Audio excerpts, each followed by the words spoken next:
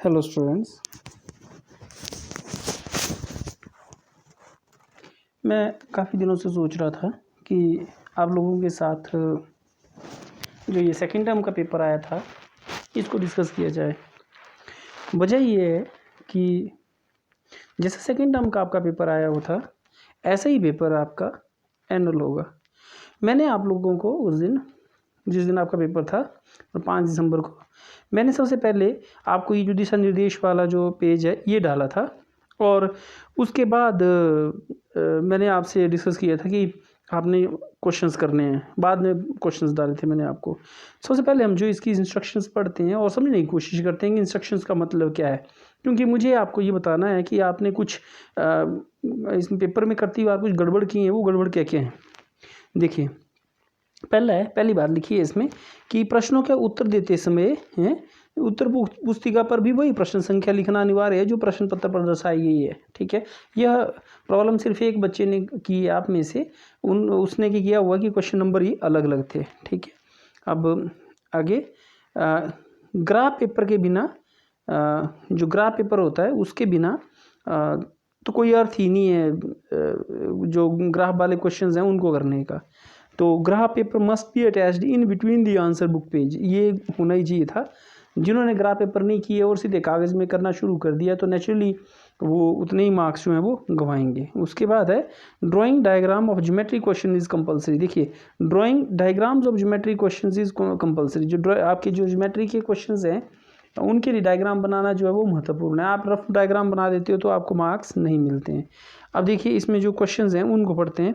पहले खंड में 1 से 12 तक 1 अंक वाले प्रश्न हैं जिनमें से 10 करने, जिनमें से कोई 10 करने हैं, देखिए है ना। दूसरे खंड में 7 क्वेश्चन करने हैं 13 से 22 तक, ये 9 क्वेश्चन है। तीसरे में 13 से 38 तक 15 क्वेश्चन है और आपने 12 करने हैं। ठीक है, और 39 से लेके 45 तक आपके पास 7 क्वेश्चन हैं और आपने इनमें से कितने करने हैं, 5 करने हैं। ठीक है, तो अब हम क्वेश्चंस के ऊपर चलते हैं कि क्या कैसे इसमें जो है वो प्रॉब्लम आने वाली है ना। ठीक है, तो जैसे ये पहला क्वेश्चन है। ठीक है, मैंने करना, देखिए अब आपके पास ऑप्शन क्या है, 1 से लेके 12 क्वेश्चन हैं आपके पास। क्वेश्चन ये उत्पन्न होता है क्या मुझे 1 से लेके 12 तक सारे कर देने हैं? नहीं, सारे नहीं करने हैं। मुझे कितने करने हैं? Only question 10। ठीक है, अब क्वेश्चन ये है कि 10 कौन से। तो देखिए आप में से बड़े सारे बच्चों ने इन क्वेश्चंस को करना शुरू किया है और उन्होंने 1 2 3 4 5 6 7 8 9 10 11 12 पूरे कर दिए क्वेश्चन। ठीक है, क्या इनको 12 अंक मिलेंगे? नहीं, मिलने तो 10 ही अंक हैं। तो 10 कौन से? बेटा जो आपने पहले 10 क्वेश्चंस किए होते हैं वही काउंट होते हैं। ये आगे वालों के लिए OA मतलब ओवर अटेम्प्टेड डाल दिया जाता है। अगर मान लेते हैं इन पहले 10 क्वेश्चंस में आपका चौथा क्वेश्चन गलत है, तीसरा भी आपका गलत है, हालांकि 1 से लेके 12 तक आपने 10 क्वेश्चन ठीक किए हुए हैं, लेकिन तीसरा और चौथे नंबर का क्वेश्चन क्या है, गलत, तो आपको अंक कितने मिलेंगे? 8, न कि 10। ये तो आपके OA में चलेगी, ओवर अटेम्प्टेड में। ये मेन थी इसमें बात नोट करने वाली। अब जब आप क्वेश्चंस को कर रहे हैं तो देखिए आपको बोला है कि कोई 10 क्वेश्चन करी, तो कोई 10 क्वेश्चन करने का मतलब ये है कि आप जो क्वेश्चंस कर रहे हैं वो 1 से लेकर 10 तक वो ठीक वाले होने चाहिए, हर कोई नहीं होने चाहिए। इसी तरह से आपके पास फिर जो दूसरा पेज था उसमें आपके पास 2 नंबर वाले क्वेश्चन हैं। देखिए, तो 2 नंबर वाले क्वेश्चन भी इसी तरह से आपके पास बहुत सारे क्वेश्चन हैं। तो जब बहुत सारे क्वेश्चन होंगे आपके पास तो आप सारे क्वेश्चन कर देते हैं और मान लेते हैं आपका तीसरा या चौथा क्वेश्चन जो है वो गलत है, तो नेचुरली आपको करने 7 क्वेश्चन थे। ठीक है, करने आपको 7 क्वेश्चन थे और आगे आपको ज़्यादा क्वेश्चन आए हुए हैं, तो जितना आप क्वेश्चंस को करेंगे तो आपकी काउंटिंग जो होगी वो पहले जो 7 हैं वही होगी। ठीक है, अच्छा ये मैंने देखा एक।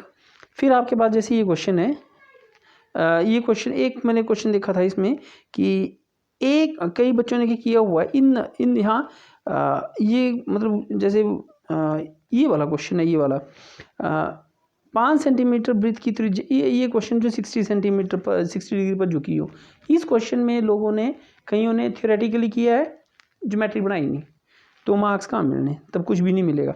इस क्वेश्चन में आपको डायग्राम बनाना पड़ना था, ये भी आपने डायग्राम नहीं बनाया है, ये एक और कमी है। एक जो मैंने विशेषकर इसमें एक कमी देखी कि एक क्वेश्चन था, आई थिंक ये 34वां क्वेश्चन, और देखिए आप 34वां क्वेश्चन और मेरे ख्याल से हाँ 34वां क्वेश्चन, और अगर आप ध्यान से देखेंगे तो 27वां क्वेश्चन, 34वां और 27वां क्वेश्चन एक ही क्वेश्चन है दोनों। अब क्या किया जाना चाहिए, 34th क्वेश्चन और जो 27th क्वेश्चन दोनों ही एक ही क्वेश्चन है, दोनों की मार्किंग है 3 मार्क्स की। तो आपको क्या करना चाहिए, एक ही क्वेश्चन 2 बार कर देना चाहिए? नहीं, आपने इस स्थिति में क्या करना है कि सिर्फ एक ही बार क्वेश्चन को करना होता है और दूसरी बार उस क्वेश्चन को नहीं करना है, क्योंकि आपके पास विकल्प मौजूद थे। ठीक है, तो इस स्थिति से बचने के लिए कि क्वेश्चन को 2 बार रिपीट नहीं करो, सिर्फ एक ही बार उस क्वेश्चन को करो। ठीक है, 5 नंबर वाले क्वेश्चंस में मैंने देखा कि कुछ बच्चों ने क्या किया हुआ है कि 5 नंबर वाले क्वेश्चंस में जितने आपके पास 7 थे तो 7 के 7 ही कर दिए, पहला किया, दूसरा किया, तीसरा, चौथा, पांचवा, छठा, सातवां, दुर्भाग्यवश दूसरा गलत, तीसरा गलत। ठीक है, अब मैंने जब काउंटिंग करनी है तो मैंने तो ये नहीं टॉप 5 की करनी है, ये तो आपके OA में आएंगे, ओवर ओरिएंटेड में आएंगे। तो इस स्थिति में आपको मार्क्स मिलेंगे 15, हालांकि आपने किया पूरा 25 का। ठीक है, तो इस स्थिति से आप थोड़ा सा बचिए। एक क्वेश्चन था इसमें जो लगभग बच्चों ने गलत किया हुआ है, इस क्वेश्चन को मैं डिस्कस करता हूँ आपके साथ, और यहीं से हम लोग अपनी जो स्टडी है वो स्टार्ट करेंगे। अब ये क्वेश्चन था सॉल्व यूजिंग एलिमिनेशन मेथड यहाँ, और पीछे ये कहीं क्वेश्चन था एक ऐसा ही कि सॉल्व यूजिंग सब्स्टिट्यूशन मेथड। देखिए सॉल्व यूजिंग सब्स्टिट्यूशन मेथड, और आगे यही क्वेश्चन है, हाँ यही क्वेश्चन है सॉल्व यूजिंग, ये था ये वाला क्वेश्चन जो है, इस वाले क्वेश्चन नंबर पे मैक्सिमम बच्चों ने इस क्वेश्चन को जो है वो गलत किया हुआ है। यहाँ मेथड मेंशन है भाई, सब्स्टिट्यूशन जो मेथड है उसी से करना है इस क्वेश्चन को।